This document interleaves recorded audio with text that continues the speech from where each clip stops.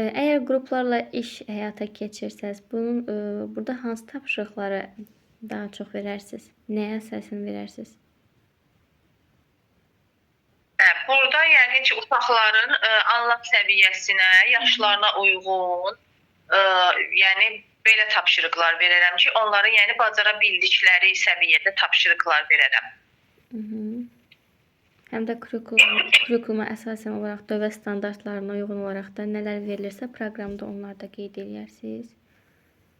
Sonra qrupu necə idarə edərsiniz bir müəllimə kimi? Qrupda mən qaydalarımı, prosedurlarımı tətbiq edərəm və ilk öncədən uşaqlara yəni məlumat verərəm, qaydamız barəsində ki, uşaqlar məlumatlı olsun və yaxud da mən qaydaları daha çox uşaqlarla təşkil edərəm. Bu zaman uşaqlarda məsuliyyət hissi daha çox olur və onlar qaydaları daha yaxşı, necə deyim, mənimsəmiş olarlar. Yəni onlarla birlikdə qrup qaydalarını təşkil etsəm. Və davamlı olaraq qrup qaydalarını xatırladaram ki, yəni uşaqlar bunu daha da yaxşı dərindən mənimsəsin. Konstruktiv rəy nədir? Bəli. Biz bilirik ki, iki cür rəy forması vardır. Konstruktiv rəy və destruktiv rəy. Konstruktiv rəy odur ki, yəni uşağın inkişafına yönəlmir. Uşağa yəni müsbət rəy veririk biz. Yəni onu motivasiyadan salmırıq. Daha da həvəsləndiririk. Gələcəyə yönəliş bir rəy olur. Destruktiv rəy isə bu yəni mənfi rəy olur. Məsələn, uşaq günəş şəkli çəkib, yaşlı rəngdə rəngləyib. Yəni biz uşağa konstruktiv rəy verərək deyə bilərik ki, sən günəşi çox gözəl çəkmisən, gələn dəfə bunun rəng seçimində diqqətli olarsan. Günəş hansı rəngdə olur? Yəni bu yöndə uşağa müsbət, yəni istiqamət verərək öyrədiriksə, bu olur konstruktiv rəy. Gözəl. Deyəcəydim, konstruktiv rəyi necə verərsiniz, ona cavabını verdiniz. Sonra ədavətiniz olan bir demək olar ki, valideyn var və həmin valideynin uşağı da sizin qrupda oxuyur. Və siz o uşaqla necə davranarsınız? Bəli. Mən ilk öncə bu şəraiti yaratmaram ki, hər hansısa bir valideynlə problemim, ədavətim olsun. Əgər varsa da, yəni həmin valideynin uşağı mənim qrupumdadırsa, yəni mən burada uşağa yəni fərq qoymaram digər uşaqlardan. Yəni bütün uşaqlara necə yanaşıramsa, bu uşağa da yəni o istiqamətdə elə yanaşaram. Yəni digər uşaqlardan seçmərəm. Demək, mövzu nəyə əsasən müəyyən olunur? Mövzu nəyə əsasən müəyyən olunur? Keçdiyiniz gündəlik mövzular nəyə əsasən müəyyən olunur? Alt standarta. Kurikulum tələblərinə, uşaqların yaş və maraqlarına uyğun. Uşaqların yaş və maraqlarına uyğun olaraq biz bu mövzuları tətbiq edirik və alt standartlardan da mövzu çıxardırıq. Təlimin nəticəsi necə çıxarılır? Bax, onda bunu deyə bilərsiniz, hə? Təlimin nəticəsi alt standartdan çıxardırıq. Fərdi iş nə üçün keçirilir? Fərdi iş. Fərdi iş bunun üçün keçirilir ki, yəni fərdi işdə uşaq özü müstəqil işləyir. Öz potensial imkanını bilir uşaq burada, öz səviyyəsini bilir uşaq burada. Ancaq bunun da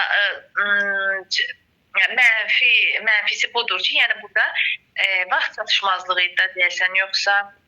Vaxt çatışmazlığıdır. Yadımdan çıxır, təkrarlamıram deyə. Yəni, vaxtı müəyyən eləyə bilmir də, gecikə bilir. Həm də müəllim üçün də bir qədər bu çətinlik yaradır. Çünki qruplarla işləyəndə uşaqların səviyyələrini görür, ona uyğun olaraq nəyəsə tapşırıq verə bilir. Amma fərdi iş hər uşaqla indi 30 dəqiqənin içərisində, maksimum 30 dəqiqədə, 30 dəqiqənin içərisində hər bir uşaqla fərdi şəkildə yanaşa bilməz axı. Sonra... Bəs qruplarla işin mənfi cəhəti nədir? Qruplarla işin mənfi cəhəti burada səs-küy idi müəllimə, uşaqlar arasında səs-küy idi, yoxsa konflikt idi, yox. O kollektivdə idi. siniflə işləyəndə onda istərsəməz xaos yaranırdı. Amma qruplarla iş olanda burada zəif uşaqlar olur ki, geri qalır, orada aktiv uşaqlar iştirak eləyir. Ona görə, ona görə də orada demək lazımdır ki, qruplarla iş görəndə zəiflə zəifi, güclüylə güclünü tutmaq lazımdır. Zəifdə artıq özündə passivlik yaranır, utancaqlıq yaranır ki, mən heç nə bilmirəm, bunlar məndən güclüdür. Sonra, bəs ilk gün uşaqlarla münasibəti necə qurarsınız? İlk gün uşaqlarla münasibəti çox xoş, şən əhval-ruhiyyədə quraram. Özümü onlara sevdirərəm. Onların yəni maraqlarını, nəyi sevdiklərini, maraq dairələrini yəni öyrənməyə çalışaram. Adlarını öyrənərəm onların. Onlara yəni sevdikləri oyunları oynada bilərəm. Bəs deyək ki, bağçaya işə düzəldiniz, inşallah. Bağçaya işə düzəldiniz və ilk dərs günü hansı mövzunu yazacaqsınız? İlk dərs günü məsəl üçün yaza bilərəm. Mənim ətrafım mövzusunu yaza bilərəm. Mənim ailəm. Sonra nəsə var idi orada 3 dənə mövzu yazılmışdı. Mən və dostlarım, rənglər dünyası. Renklər dünyası, mən və dostlarım renklər dünyası. Bəs dərsdə hansı prosedurdan istifadə edərsiniz?